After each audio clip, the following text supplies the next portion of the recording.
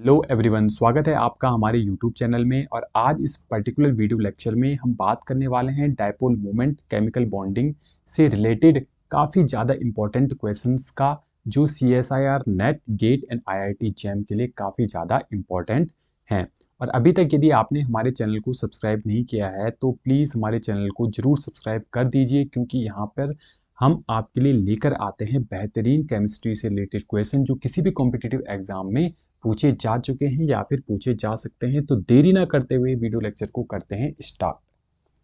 तो पहला क्वेश्चन आपके लिए है, right the direction of dipole moment. तो सबसे पहले हम थोड़ा जनरल डिस्कशन कर लेते हैं डायपोल मोमेंट के बारे में। तो बेसिकली डायपोल मोमेंट क्या होता है, देखो एक एग्जांपल के थ्रू हम समझने की कोशिश करते हैं। यहाँ पे मैंने HCl मॉलिक्यूल लिखा है, राइट। तो यहाँ पे अगर बात की जाए इनकी इलेक्ट्रोनेगेटिविटी, तो क्लोरीन की इलेक्ट्रोनेगेटिविटी हाइड्रोजन से ज़्यादा होती है। यही कारण होता है कि हाइड्रोजन एंड क्लोरीन के बीच में जो बॉन्डिंग पेयर के इलेक्ट्रॉन होते हैं वो क्या होते हैं, क्लोरीन की ओर शिफ्ट हो जाते हैं। जब ये क्लोरीन की ओर शिफ्ट हो जाते हैं तो कुछ इस प्रकार का हमें सिनेरियो देखने को मिलता है, जिसके कारण क्लोरीन के ऊपर partially negative charge and hydrogen के ऊपर पार्शियली पॉजिटिव चार्ज आ जाता है।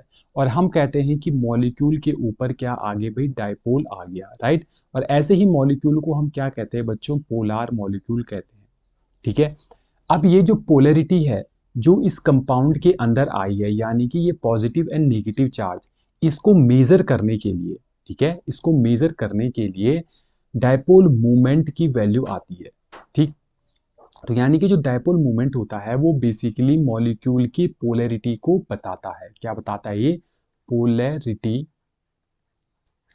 ऑफ मॉलिक्यूल को बताता है कि किसी भी मॉलिक्यूल में पोलैरिटी कितनी होगी, वो हमें डायपोल मोमेंट की वैल्यू से पता चलेगा।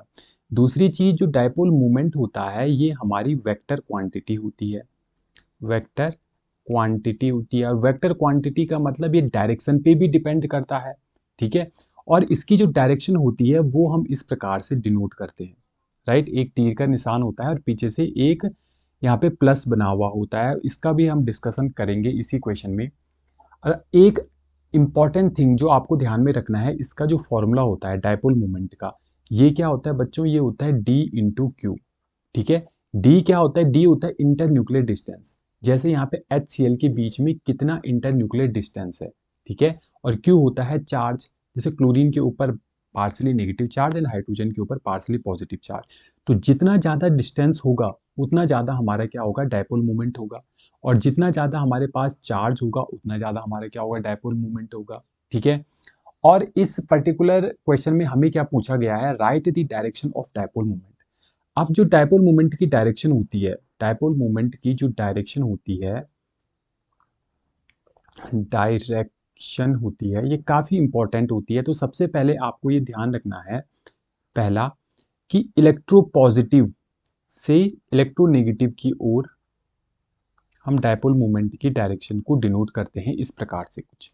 दूसरा, सेंट्रल एटम से लोन पेयर की ओर, सेंट्रल एटम से लोन पेयर की ओर।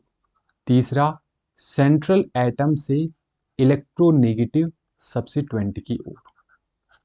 तो ये जो तीन चीजें हैं ये काफी आपको हेल्प करेंगी डायपोल मोमेंट को फाइंड आउट करने के लिए। जैसे इस एग्जांपल से समझते हैं, ये जो नाइट्रोजन है ये हमारा सेंट्रल एटम है और यहाँ पे लोन पेयर है। अगर मुझे इसकी डायरेक्शन यहाँ पे डिनोट करनी है तो मैं कैसे करूंगा, यहाँ पे देखो सेंट्रल एटम से लोन पेयर की ओर। तो हम क्या करेंगे बच्चों, सेंट्रल एटम से लोन पेयर की ओर इस प्रकार से डायपोल मोमेंट की डायरेक्शन को ड्रॉ कर लेंगे। ठीक है। अब यहाँ पे देखो ये इलेक्ट्रोपॉजिटिव है और ये इलेक्ट्रोनेगेटिव सब्स्टिट्यूएंट है। तो यहाँ पे देखो इलेक्ट्रोपॉजिटिव से इलेक्ट्रोनेगेटिव की ओर, तो हाइड्रोजन से नाइट्रोजन की ओर हम डायपोल मोमेंट की डायरेक्शन को इस प्रकार से शो करेंगे। और यहाँ पे भी हम इस प्रकार से, और ये जो हाइड्रोजन है वो भी इस प्रकार से डायपोल मोमेंट की डायरेक्शन को शो कर देंगे। अब ये जो बी वाला एग्जाम्पल है ये आप खुद सॉल्व करोगे, इसमें सारे के सारे जो ये CH बॉन्ड है एंड CF बॉन्ड है, इनमें आप डायपोल मोमेंट की डायरेक्शन को बताओगे। अब हम नेक्स्ट क्वेश्चन की ओर बढ़ते हैं। आपको क्या बताना है, increasing order of dipole moment. एक इंपॉर्टेंट चीज जो आपको हमेशा ध्यान में रखना है कि डायपोल जो मोमेंट होता है वो इन्वर्सली प्रोपोर्शनल होता है थीटा के, और थीटा होता है बच्चों बॉन्ड एंगल। अब ये बॉन्ड एंगल क्या होता है इसको इस एग्जांपल से समझने की कोशिश करते हैं। हमने ये तो सीख लिया है कि डायपोल मोमेंट की डायरेक्शन किस प्रकार से हम डिनोट करते हैं। तो चलिए इस पहले एग्जांपल में भी हम डिनोट कर लेते हैं। बेसिकली यहाँ पे जो है इलेक्ट्रोपॉजिटिव कार्बन है और ये जो क्लोरीन है वो इलेक्ट्रोनेगेटिव है। तो इस प्रकार से हम यहाँ पे डायरेक्शन को शो करने वाले हैं, ठीक है। और यहाँ पे हम इस प्रकार से डायरेक्शन को शो करने वाले हैं। ओके, अब मैं फिर से इसकी स्ट्रक्चर बनाता हूँ आपको। जो ये थीटा का कॉन्सेप्ट है इसको समझाने के लिए, ये जो है क्लोरीन, यहाँ पे है क्लोरीन, ठीक है। अब आपको क्या करना है कि डायपोल मोमेंट की डायरेक्शन इस प्रकार से है, तो इस एरो को आपने यहाँ तक लाना है। इसका कहने का मतलब ये है कि आपको इसको ये पीछे तक लाना है यहाँ तक, और ये बना देना है एरो, ठीक है। यहाँ पे लाइन सीधी नहीं खींच पा रहा हूँ, तो इस प्रकार से आपको बनाना है बेसिकली। और यहाँ पे भी आपको क्या बनाना है, इस प्रकार से बनाना है एरो, ठीक है। तो अगर मैं इसको यहाँ पे देखूँ, केवल एरो को आपको इंडिकेट करवाऊँ, तो एक एरो तो हमारा इस प्रकार से बन गया, है ना। और दूसरा एरो हमारा क्या बन गया, इस प्रकार से बन गया। अब ये जो बॉन्ड एंगल है अंदर का, ये जो एरो की साइड का जो बॉन्ड एंगल है, इसको बोलते हैं बच्चों इनर बॉन्ड एंगल। और ये जो बॉन्ड एंगल होता है ये होता है आउटर बॉन्ड एंगल। तो हमें केवल इनर बॉन्ड एंगल से ही मतलब होता है। और ये जो थीटा यहाँ पे डिनोट कर रखा है, ये थीटा इनर बॉन्ड एंगल के बारे में ही बता रहा है। तो यहाँ पे अगर हम इनर बॉन्ड एंगल का बॉन्ड एंगल देखें तो कितना आ रहा है, 60 डिग्री आ रहा है, ठीक है। ओके, अब यहाँ पे देखते हैं। यहाँ पे आपको क्या करना है, सिंपल सा इसको पीछे तक लाना है। इलेक्ट्रोनेगेटिव एटम क्लोरीन है, तो जिसका जो हेड होगा वो क्लोरीन की ओर होगा। और यहाँ पे इस क्लोरीन को जो है आपको यहाँ पीछे तक ले जाना है, और इस पे इस प्रकार से यहाँ पे हेड इस प्रकार से आ जाएगा। अब आपको बॉन्ड एंगल देखना है। देखो हेड के साइड वाला बॉन्ड एंगल देखो कितना आ रहा है बच्चों, 120 डिग्री बॉन्ड एंगल आ रहा है, ठीक है। यहाँ पे इलेक्ट्रोनेगेटिव सब्स्टिट्यूएंट है, तो इसका आपने क्या करना है, यहाँ पे इसने हेड दिखा दिया और यहाँ पे इस प्रकार से आ गया। और ये भी क्या आ जाएगा भाई, नीचे की ओर आ जाएगा, ठीक। इनके बीच का जो बॉन्ड एंगल है वो कितना बॉन्ड एंगल निकल के आ रहा है, 180 डिग्री बॉन्ड एंगल निकल के आ रहा है। तो बेसिकली कुछ इस प्रकार से है। तो ये जो बॉन्ड एंगल होता है ये कितना होता है, 180 डिग्री का होता है। अब जो फर्स्ट वाला है, फर्स्ट वाला उसमें बॉन्ड एंगल, ये जो बॉन्ड एंगल आया है वो आया है 60 डिग्री, ठीक है। सेकेंड वाले में आया है 120 डिग्री। एंड जो थर्ड वाला है मेरा, उसमें कितना आया है, 180 डिग्री का बॉन्ड एंगल।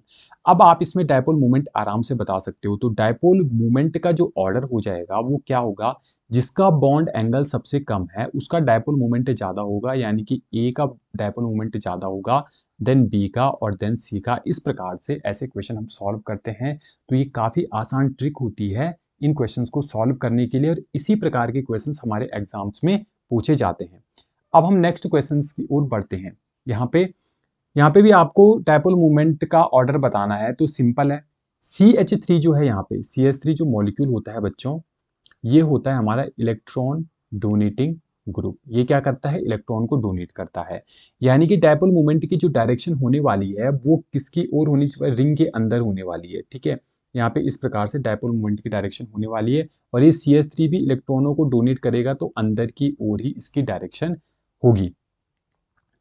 अब आपको एक चीज ध्यान में रखना है, यदि डायपोल मोमेंट की डायरेक्शन कुछ इस प्रकार से है, एक मतलब दोनों क्या है, एक दूसरे के अपोजिट है। ये इस डायरेक्शन में है तो ये जस्ट इसके अपोज है, तो ये एक दूसरे को कैंसिल आउट कर देंगे। तो यहाँ पे जो म्यू है, जो रिजल्टेंट आता है वो कितना आता है, 0 आता है। यानी हमने एक चीज देख लिया कि जो हमारा कंपाउंड ए है ना, उसका डायपोल मोमेंट 0 है। तो सबसे कम किसका हो जाएगा भाई, अभी तो हमने देख लिया कि सबसे कम हो जाएगा ए का डायपोल मोमेंट, यानी कि 0 से कम तो कोई होता है नहीं, है ना। ठीक है, चलो ये बात तो हो गई। अब हम बी की ओर बढ़ते हैं। बी में देखो, यहाँ पे अगर हम बात करते हैं, ये वाला बॉन्ड एंगल कितने का है, 60 डिग्री का बॉन्ड एंगल। अभी पीछे भी हमने देखा था। और ये भी कितना है, 60 डिग्री का बॉन्ड एंगल। तो यहाँ पे जो है 2 कितने हैं भाई, 60 डिग्री के बॉन्ड एंगल है, ये हमने यहाँ पे लिख दिया। ओके, ठीक है। अब यहाँ पे देखते हैं सी वाला, अगर हम कंपाउंड देखें तो सी वाले कंपाउंड में हम क्या देखेंगे बच्चों, यहाँ पे देखो ये जो बॉन्ड एंगल है, ये बॉन्ड एंगल कितने का है, 120 डिग्री का बॉन्ड एंगल है, राइट। और ये भी जो बॉन्ड एंगल है यहाँ पे, ये भी कितने का है, 120 डिग्री का बॉन्ड एंगल है। तो यहाँ पे भी 2 जो है वो कितने के हैं, 120 डिग्री के बॉन्ड एंगल है। अभी हमने केवल लिख के यहाँ पे छोड़ दिया, ठीक है। यहाँ पे अगर हम बात करें, यहाँ पे जो बॉन्ड एंगल है वो कितने का बॉन्ड एंगल है, ये जो बॉन्ड एंगल है ये है बच्चों 120 डिग्री का बॉन्ड एंगल। एक जो है वो 120 डिग्री का बॉन्ड एंगल है। यहाँ पे अगर हम बात करें, यहाँ पे जो बॉन्ड एंगल है वो कितने का है, 60 डिग्री का बॉन्ड एंगल है। एक चीज तो हमने अभी देखा है कि डायपोल मोमेंट जो होता है वो इनवर्सली प्रोपोर्शनल होता है थीटा की। तो यहाँ पे दो जो है 60 डिग्री के बॉन्ड एंगल है, ठीक है, यानी कि सबसे कम है, यहाँ पे 120 है, यहाँ पे 120 है, यहाँ पे एक ही 60 डिग्री का है। तो जो बी वाला होगा ना, बी वाला, इसका डायपोल मोमेंट सबसे ज्यादा होगा। बी के बाद किसका होगा बच्चों, ई का होगा। अब हमने सी और डी में देखना है क्योंकि इनके 120 बॉन्ड एंगल है। अब आपको एक चीज ध्यान में रखना है, वो क्या चीजें हैं, यहाँ पे देखो, ये जो CH3 है इसका डायरेक्शन होगा नीचे के लिए, ठीक है। अब ये जो CH3 यहाँ पे है, इसका डायरेक्शन यहाँ के लिए होगा, इसका डायरेक्शन यहाँ के लिए होगा, रिजल्टेंट जो होगा वो ऊपर की ओर होगा। सी वाले को मैं यहाँ पे आपको फिर से समझाने की कोशिश करता हूँ, काफी इंपॉर्टेंट है ये वाला। ये देखो, यहाँ पे है CH3, ठीक है, इसका डायरेक्शन किसकी ओर होगा, इसका डायरेक्शन होगा नीचे की ओर, वो मैंने ऐसे इंडिकेट कर दिया, और यहाँ पे उसका टेल होगा, ठीक। एक CH3 यहाँ पर है और एक CH3 यहाँ पर है, इसकी डायरेक्शन होगी इस साइड, ठीक है, और इसकी डायरेक्शन होगी इस साइड।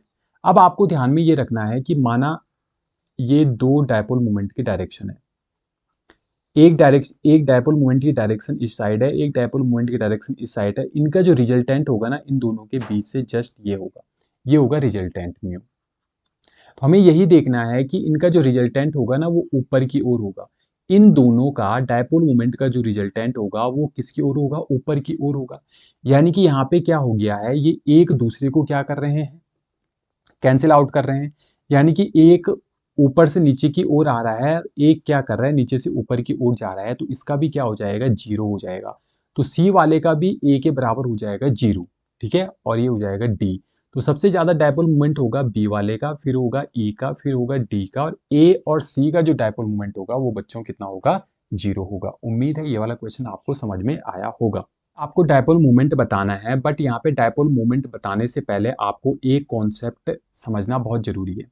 ऐसे मॉलिक्यूल जिनके पास या तो sp से लेकर के sp3d हाइब्रिडाइजेशन प्रेजेंट होता है, और यदि उनके पास जो उनकी मॉलिक्यूल की सिमेट्री है वो क्या है, परफेक्ट सिमेट्री शो करते हैं, परफेक्ट सिमेट्री अगर वो शो करते हैं तो उनका जो डायपोल मोमेंट होगा वो जीरो होगा।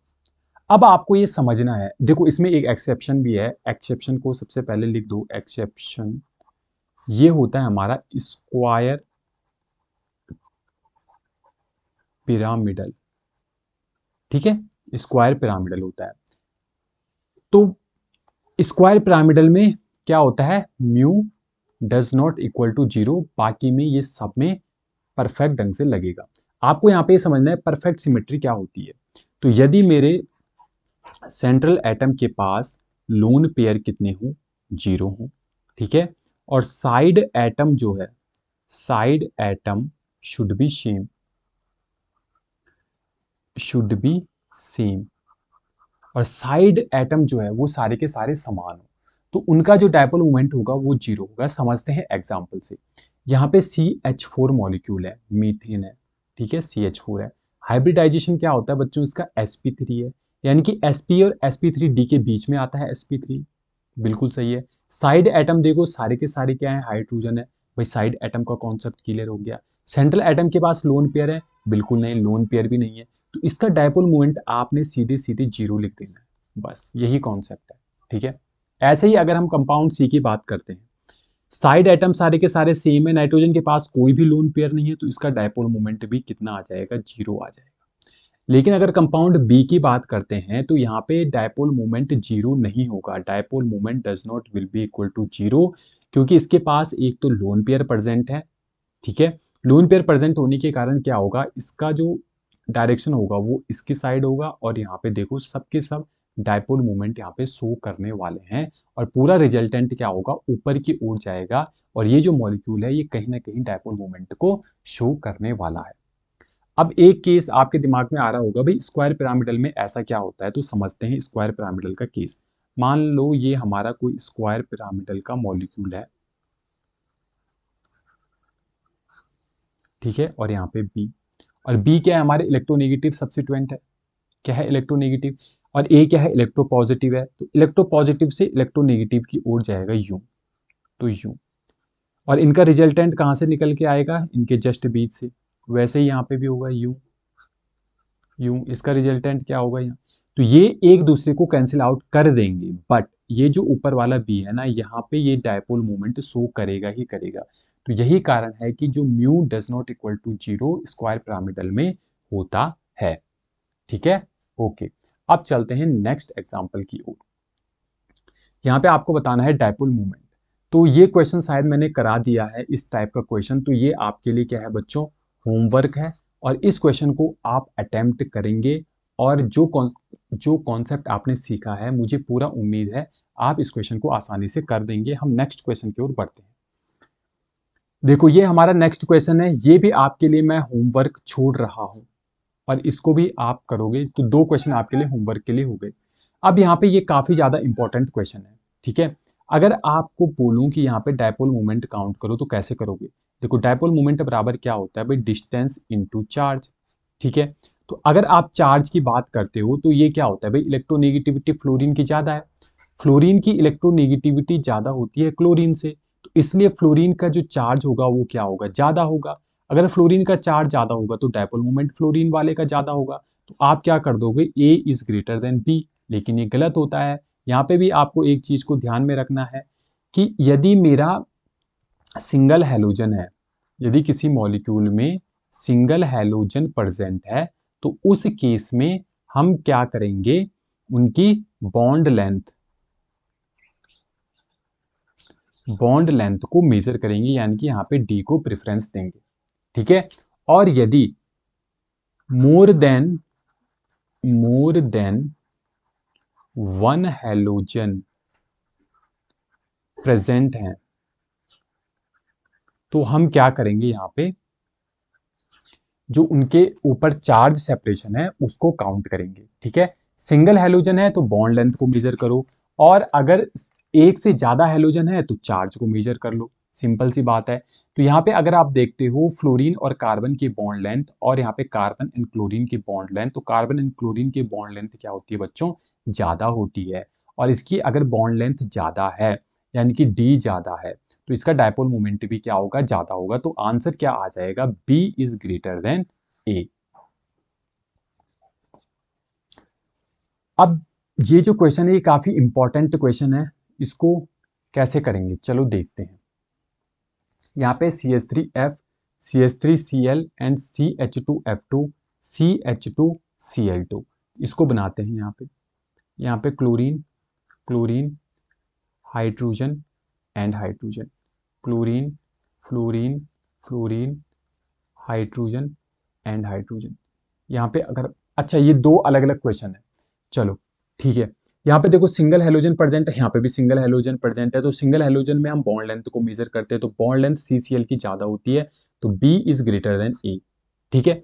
अब यहाँ पे देखो, यहाँ पे क्या है, more than one halogen present है, तो मोर देन वन हेलोजन में हम क्या देखेंगे, हम Q को देखेंगे, और Q किसका ज्यादा होगा, फ्लोरीन का ज्यादा होगा, क्योंकि इलेक्ट्रोनेगेटिविटी ज्यादा है, इलेक्ट्रोनेगेटिविटी ज्यादा है तो इसके पास ये जो चार्ज आएगा वो ज्यादा आएगा, चार्ज ज्यादा आएगा तो डायपोल मोमेंट एक का ज्यादा हो जाएगा दो से। तो कितना आसान क्वेश्चन था ये। इसी प्रकार के क्वेश्चन आपको पूछे जाते हैं, बट वो आपको तभी आएंगे जब आपको कॉन्सेप्ट पता होंगे। अब ये आखिरी क्वेश्चन है, और मैं चाहता हूं पहले आप इसे अटेम्प्ट करिए, और यदि आपको ये क्वेश्चन नहीं आएगा तो फिर इस वीडियो लेक्चर को आगे आप प्रोसीड कर सकते हैं, ठीक है। तो चलिए देखते हैं। सबसे पहले CCl4 की बात करते हैं। कार्बन है, क्लोरीन है, क्लोरीन है, क्लोरीन है, क्लोरीन। एक चीज आप हमेशा ध्यान रखना कि जब भी आपको साइड एटम सेम दिख रहे हो, तो सेंट्रल एटम को आपने क्या करना है, इसके लोन पेयर को देख लेना है। तो भाई सेंट्रल एटम के पास लोन पेयर है, नहीं है, और इसके साइड एटम क्या है, सब सेम है, तो इसका जो म्यू आएगा वो कितना आएगा बच्चों, जीरो आएगा, ठीक है। तो इसका म्यू जीरो, यानी कि जो डी आएगा हमारा, उसकी जो डायपोल मोमेंट की वैल्यू होगी वो सबसे कम होगी। अब हम बात करते हैं थर्ड वाले का। यहाँ पे है हाइड्रोजन, यहाँ पे है हमारा chlorine, chlorine and chlorine. Dipole moment का डायरेक्शन इस साइड, इसका डायरेक्शन इस साइड, रिजल्टेंट क्या आ जाएगा हमारा, इस साइड में आ जाएगा, ठीक है। और यहाँ पे डायपोल मोमेंट का डायरेक्शन ये आ जाएगा। तो अगर डायपोल मोमेंट का डायरेक्शन यहाँ पर आता, यहाँ पर एक क्लोरीन होता है, डायपोल मोमेंट का डायरेक्शन यहाँ पे आता, तो ये दोनों आपस में एक दूसरे को कैंसिल आउट कर लेते, तभी इसका डायपोल मोमेंट का वैल्यू कितना आ रहा है, 0 आ रहा है। लेकिन यहाँ पे ये कंप्लीटली क्या होता है, कंप्लीटली ये इसको कैंसिल आउट नहीं कर पाता है, तो dipole moment does not equal to 0। ठीक है, अब यहाँ पे बी की बात कर देते हैं। कार्बन है यहाँ पे, hydrogen, hydrogen, chlorine and chlorine है। ठीक है, चलो इसका डायपोल मोमेंट का वैल्यू इधर जाएगा, इसका इधर जाएगा और यहाँ पे ये आएगा। इसको कोई कैंसिल आउट कर रहा है, नहीं कर रहा है, तो यानी कि बी का जो डायपोल मोमेंट होगा वो सी से क्या होगा, ज्यादा होने वाला है। ठीक है, इतना हमें पता चल गया कि बी का जो डायपोल मोमेंट है वो सी से ज्यादा होने वाला है। कैसे बताया, क्योंकि यहाँ पे ये कहीं ना कहीं इसको कैंसिल करेगा, पर उतना नहीं करेगा जितना कि ये 0 हो जाए। ठीक है, तो यहाँ पे तो कैंसिल करने वाला कोई नहीं है डायपोल मोमेंट का डायरेक्शन, जस्ट यहाँ पे इस प्रकार से होने वाला है, तो B is greater than C. Okay, अब हम ए की बात करते हैं। तो ए का क्या होगा, बेसिकली ये जो स्ट्रक्चर मैंने चारों सेम प्लेन में बना रखे हैं वो सेम प्लेन में नहीं होंगे। एक हाइड्रोजन होगा बिलो द प्लेन, एक हाइड्रोजन होगा यहाँ पे अबव द प्लेन, और एक हाइड्रोजन प्लेन में और एक क्लोरीन आ जाएगा यहाँ पे। तो इसका जो डायपोल मोमेंट होगा वो इस साइड होगा। भाई एक चीज तो हमें पता चल गई है कि यहाँ पे भी डायपोल मोमेंट कैंसिल नहीं हो रहा है और यहाँ पे भी डायपोल मोमेंट कैंसिल नहीं हो रहा है, बट हम कैसे बताएंगे कि किसका डायपोल मोमेंट ज्यादा होगा। तो यहाँ पे आता है बेंड्स रूल पिक्चर में। बेंड्स रूल, बेंड्स रूल क्या कहता है कि सेंट्रल एटम अपना एस करेक्टर इलेक्ट्रोपॉजिटिव सब्सिट्यूएंट की ओर भेजता है। यहाँ पे दो इलेक्ट्रोनेगेटिव सब्सिट्यूएंट है, तो सबसे ज्यादा एस करेक्टर किसके पास होगा, एस करेक्टर इनके पास होगा। एस करेक्टर अगर ज्यादा है तो हम कह सकते हैं कि इनकी जो बॉन्ड लेंथ है, बॉन्ड लेंथ है वो क्या होगी, कम होगी। बॉन्ड लेंथ कम होगी तो डायपोल जो मोमेंट है, डायपोल मोमेंट है वो कम होगा। यानी कि बी वाले का, यानी कि बी वाले का डायपोल मोमेंट ए से कम होगा, तो ए का ज्यादा हो जाएगा, देन बी का, देन सी का, और लास्ट में आ जाएगा डी। ठीक है, ए एंड बी में हमने सिंपल सा ये देखा, यहाँ पे दो क्लोरीन एटम है, दो क्लोरीन एटम में पी करेक्टर ज्यादा होगा और इन दो हाइड्रोजन में एस करेक्टर ज्यादा होगा। यानी कि एस करेक्टर अगर इनमें ज्यादा है तो इसका मतलब क्या है कि डायपोल मोमेंट कम होगा। भाई बॉन्ड लेंथ कम होगी, एस करेक्टर अगर ज्यादा है तो बॉन्ड लेंथ कम होगी, बॉन्ड लेंथ कम है तो डायपोल मोमेंट भी कम होगा। यहाँ पे अगर हम देखते हैं तो एक ही क्लोरीन एटम है, तो एस करेक्टर इन तीनों हाइड्रोजन में जाएगा, है ना। यहाँ पे एस करेक्टर केवल दो हाइड्रोजन में जा रहा था, तो तीनों हाइड्रोजन में जाएगा, तो उतना ज्यादा एस करेक्टर इसके पास नहीं होगा, है ना। इसकी bond length in C H bond के कंपैरिजन में ज्यादा होगी। तो यहीं से हमने ये निकाला कि डायपोल मोमेंट ए वाले का क्या होगा, ज्यादा होगा। अगर आप कंफ्यूजन हो कि एस करेक्टर से बॉन्ड लेंथ कैसे मेजर की, तो सिंपल सा है ना यार। अगर मैं बात करता हूँ triple bond, double bond and single bond, bond length ही अगर हम बात करें तो सिंगल बॉन्ड ज्यादा होता है, डबल बॉन्ड सबसे कम क्या होता है, ट्रिपल बॉन्ड। ट्रिपल बॉन्ड का हाइब्रिडाइजेशन sp होता है, ट्रिपल बॉन्ड अगर है तो sp हाइब्रिडाइजेशन होता है, इसका क्या होता है, sp2 होता है, और सिंगल बॉन्ड है तो sp3 होता है। जैसे अगर मैं बात करूँ CH4 की, यहाँ पे बात करूँ C डबल बॉन्ड C की, यहाँ पे बात करूँ C ट्रिपल बॉन्ड C की। ठीक है, एस करेक्टर की अगर बात करें, यहाँ पे कितना है 50% एस करेक्टर, यहाँ पे देखो कितना है हमारा 33.3%, यहाँ पे क्या है 25%। तो जितना ज्यादा एस करेक्टर यहाँ पे परसेंट है, बॉन्ड लेंथ उतनी ही कम होगी। तो यहाँ से हमने ये कॉन्सेप्ट निकाला है। उम्मीद है ये सारे क्वेश्चन आपको समझ में आए होंगे। तो बच्चों अब आपको क्या करना है, हमारे चैनल को सब्सक्राइब करना है और इसको लाइक का बटन प्रेस करना है और इसको अधिक से अधिक शेयर करना है। मिलते हैं अगले वीडियो लेक्चर में कुछ नई इंपॉर्टेंट क्वेश्चंस के साथ।